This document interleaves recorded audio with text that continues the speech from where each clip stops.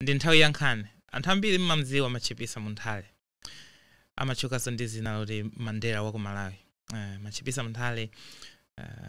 anachokera ku training ya ugolira ku China atabwera ku Malawi kuno anammanga chifukwa chofuna kuwukira boma anampeza ndi zimfuti zambirimbiri anakhala mu ndende zaka 27 anatuluka mu 1992 ndikumpasa 4 million imene anamanga manyumba ambiri manyumba 7 ku Zuzu manyumba 7 ku Rumpi anali ndi zing'ombe anali ndi ma rest house ma boat ndi magalimoto koma anthu ambiri samaziwa zoti machipisa munthale adapita ku ndende anali wokwatiwa anamlembera kalata mkazi wake Grace kunena kuti ine ndikhalisa kunoko takakwatiweni mkazi uja nakakwatiwa machipisa munthale atatuluka mu ndende anapita kwa ada amene anamkwatira mkazi wakeyo akafunsa kuti mkazi wanga ndatulukana ku ndende anthu aja anakwatira naso ndipo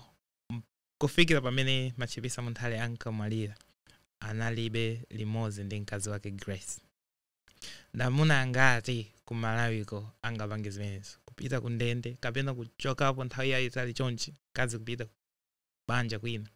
ndikubwerako ndikuzakhalaso naye agogo aineyo anapanga zimenezo agogo aineyo anali ndi mitala anapita ku Zimbabwe mkazi wawo woyamba agogo aine I think anakwiya agogo aine anabereka ana awiri ndi